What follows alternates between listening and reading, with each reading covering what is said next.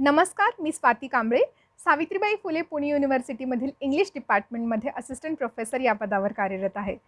या चॅनलवर नव्याने सुरू केलेली learn English with me he series आपल्या सर्वांसाठी इंग्लिश लँग्वेज नक्की कशी शिकावी, त्यामधील वेगवेगळे स्किल्स कोणत्या आहेत जे इम्प्रूव्ह करायला हवेत आणि त्याच्या माध्यमातून आपण इंग्लिश लँग्वेजमध्ये चांगल्या प्रकारे कम्युनिकेशन कसं करू शकतो, यासाठीची ही पूर्ण सीरीज आहे. तर तुम्हाला देखील आपली इंग्लिश लँग्वेज इम्प्रूव्ह करायची असेल, त्यामधील वेगवेगळे स्किल्स शिकायचे असतील आणि अधिक चांगल्या पद्धतीने कम्युनिकेट करायचं असेल, तर ही पूर्ण सीरीज नक्कीच पहा.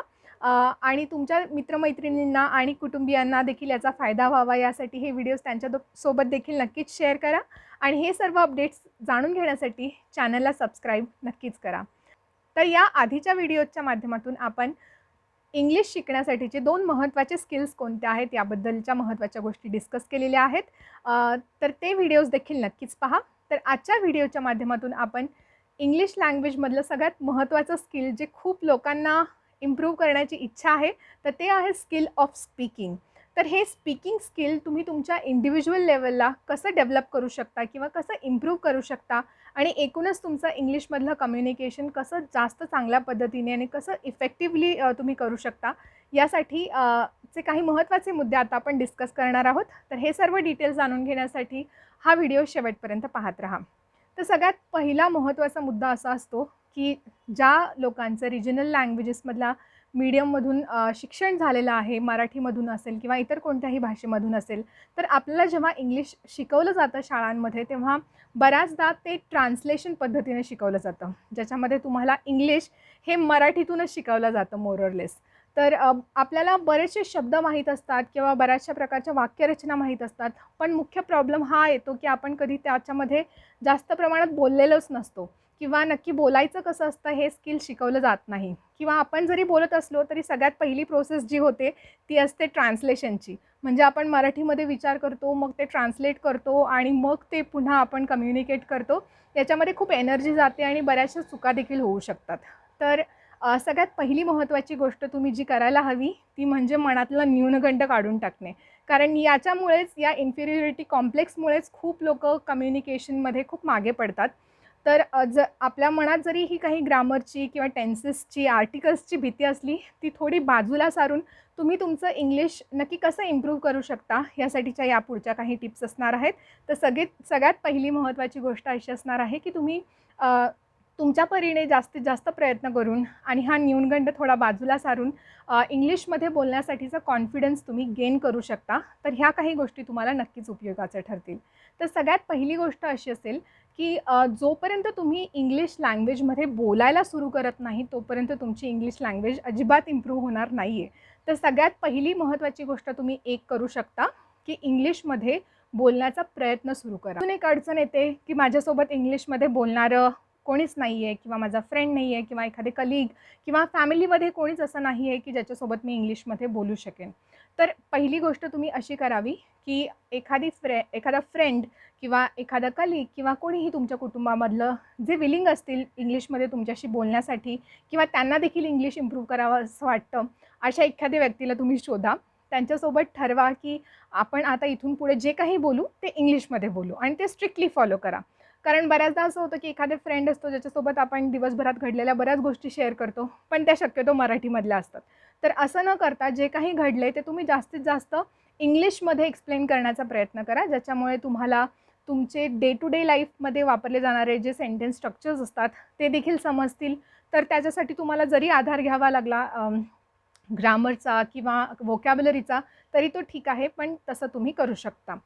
यानंतर तुम्ही अजून एक गोष्ट करू शकता, जी आहे इंग्लिश लँग्वेजचं कम्युनिकेशन इंडिव्हिज्युअल लेवलला तुम्ही कसं इम्प्रूव्ह करू शकता यासाठी. तर तुम्ही सरळ आरशासमोर उभं राहायचं आणि इंग्लिशमध्ये बोलायला सुरू करायचं. एखादा टॉपिक निवडू शकता किंवा जनरल जे काही तुमच्या डोक्यामध्ये चालू आहे ते तुम्ही डायरेक्टली इंग्लिशमध्ये बोलायला सुरू करायचं. तर याच्यामुळे अजून एक गोष्ट होते की तुम्ही जेव्हा स्वतःला बघता की तुम्ही कसं कम्युनिकेट करताय, त्याच्यामध्ये तुमची बॉडी लँग्वेज देखील इन्क्लूड होते. कारण बऱ्याच एखाद्या लँग्वेजमध्ये कम्युनिकेट करताना तुमची बॉडी लँग्वेज कशी आहे किंवा तुमच्या बॉडी लँग्वेजमधून तुमचा कॉन्फिडन्स रिफ्लेक्ट होतो का, ही एक महत्त्वाची गोष्ट असते. तर तुम्ही आरशासमोर उभे राहून बोलायला सुरू करू शकता. ही एक छोटी गोष्ट आहे, पण नक्कीच ट्राय करून बघा, त्याचा तुम्हाला फायदा देखील नक्कीच होईल. यानंतर अजून एक महत्त्वाची गोष्ट तुम्ही अशी करू शकता, की बऱ्याचदा जे आपण ट्रान्सलेशनची प्रोसेस करतो या पूर्ण कम्युनिकेशनमध्ये, त्याच्यामध्ये बराच गॅप राहू शकतो कम्युनिकेशनमध्ये. तर तुम्ही जेव्हा कधी हे तुमचे इंग्लिश लँग्वेज इम्प्रूव्ह करण्यासाठीची प्रोसेस सुरू कराल, तेव्हा शक्यतो तुम्ही हा जो ट्रान्सलेशनचा पार्ट तुमच्या मनामध्ये तो ऑटोमॅटिकली येतो. त्याच्यावर तुमचा काहीही कंट्रोल नसतो. पण जर तुम्ही प्रॅक्टिस करत गेलात, की तुम्ही जेव्हा बोलताय, तेव्हा ते नॅचरली कसं इंग्लिश तुमच्या डोक्यातून येईल यासाठीची एक महत्त्वाची गोष्ट म्हणजे स्टार्ट थिंकिंग इन इंग्लिश. हे खूप जणांनी तुम्हाला सांगितलं असेल, की स्टार्ट थिंकिंग इन इंग्लिश, पण नक्की करायचं कसं हे कोणालाच माहीत नसतं. तर एक महत्त्वाची गोष्ट तुम्ही अशी करू शकता, जेव्हा तुम्ही शांत बसतात, तेव्हा तुमच्या डोक्यामध्ये कंटिन्युअसली काही ना काही विचार चालू असतात आणि ते शक्यतो आणि नॅचरली तुमच्या मदर टंगमध्येच असतात. तर तुम्ही कॉन्शियसली, मी हे पुन्हा पुन्हा शब्द वापरते, की तुम्ही लक्षपूर्वक म्हणजे अगदी कॉन्शियसली हे प्रयत्न करा, की तुम्ही जे विचार करताय ते हळू-हळू तुम्ही कसं इंग्लिशमध्ये विचार करायला सुरू कराल. तर त्याच्यामध्ये आणि ते प्रोसेस नॅचरली होत जाते आणि त्याच्यामधून तुमचा बराचसा फायदा देखील होतो. तर जोपर्यंत तुम्ही इंग्लिशमध्ये विचार करायला सुरू करत नाही, तोपर्यंत ते तुमच्या कम्युनिकेशनमधून रिफ्लेक्ट होणार नाही. तर ही एक स्टेज आहे किंवा ही एक स्टेप आहे जी खूप महत्त्वाची ठरते आणि जशी तुम्ही प्रॅक्टिस करत जाल तसं-तसं पुढे जाऊन नॅचरली आणि ऑटोमॅटिकली तुम्ही इंग्लिशमध्ये विचार करायला आणि इंग्लिशमध्ये कम्युनिकेट करायला शिकाल. तर ही एक महत्त्वाची गोष्ट आहे जी तुम्ही करू शकता. तर तुम्ही जेव्हा कधी शांत बसलेले असाल किंवा एखाद्या गोष्टीचा विचार करत असाल, तर ते इंग्लिशमध्ये तुम्ही कसं करू शकता याचा विचार करा. तर याच्यामध्ये तुम्हाला कुठल्याच ग्रामरचा किंवा टेन्सेसचा अडथळा येणार नाही आणि ज्यामध्ये तुम्हाला ज्या पोर्शनमध्ये तुम्हाला असं वाटतं की थोडं इम्प्रूव्ह करण्याची गरज आहे, त्याबद्दलचे बरेच रिसोर्सेस आजकाल अवेलेबल आहेत. तर तुम्ही नक्कीच तिथून तुमचं थोडं बेसिक क्लिअर अप करून घेऊ शकता आणि पुन्हा कम्युनिकेट करायला सुरू करू शकता. तर ह्या झाल्या पर्सनल लेव्हलला इंग्लिश कम्युनिकेशनसाठीच्या काही गोष्टी. यानंतरचा अजून एक महत्त्वाचा मुद्दा येतो, की ठीक आहे, मी माझ्या मैत्रिणीसोबत किंवा मित्रासोबत चांगल्या पद्धतीने बोलू शकतो. पण जेव्हा मी स्टेजवर जातो किंवा मला इंग्लिशमध्ये प्रेझेंटेशन करायचं असतं, तेव्हा मला खूप अडचण येते. तर तुम्ही यासाठी एक गोष्ट करू शकता. तुम्ही ज्या फील्डमध्ये काम करताय, एज्युकेशन असेल किंवा तुम्ही एखाद्या प्रकारच्या जॉबमध्ये असाल, इंजिनिअरिंगमध्ये असेल किंवा मॅनेजमेंटमध्ये असेल किंवा इतर कोणतेही फील्ड असेल. तर तुमच्या ज्या फील्डमध्ये काही प्रकारची पर्टिक्युलर व्होकॅब्युलरी लागते किंवा काही ठिकाणचं कम्युनिकेशनचं वातावरण हे खूप फॉर्मल असतं. काही ठिकाणी इन्फॉर्मल लँग्वेज देखील चालते. तर तुम्ही थोडंसं ऑब्झर्व्ह करा, की तुमच्या फील्डमध्ये जे लोकं इंग्लिशमध्ये पब्लिक स्पीकिंग करतात किंवा जे रिप्रेझेंटेशन करतात किंवा एखादं प्रेझेंटेशन चालू असेल, तर तुम्ही त्या प्रेझेंटेशनमध्ये किंवा त्या कम्युनिकेशनमध्ये वापरले जाणारे भाषा ऑब्झर्व्ह करायला शिका आणि त्यानुसार तुम्ही तुमचं देखील कम्युनिकेशन कसं त्या पद्धतीने डेव्हलप करू शकाल यासाठीचे प्रयत्न करा. मग त्यासाठीची व्होकॅब्युलरी असेल किंवा त्यासाठीचं वापरली जाणारी फॉर्मल किंवा इन्फॉर्मल प्रकारची लँग्वेज असेल, तर त्या दिशेने तुम्ही तुमची इंग्लिश लँग्वेज इम्प्रूव्ह करू शकता. तर ह्या काही छोट्या-छोट्या गोष्टी आहेत ज्या तुम्ही तुमच्या डेली लाईफमध्ये तुम्ही करून इंग्लिश तुमची इम्प्रूव्ह करण्यासाठी प्रयत्न करू शकता.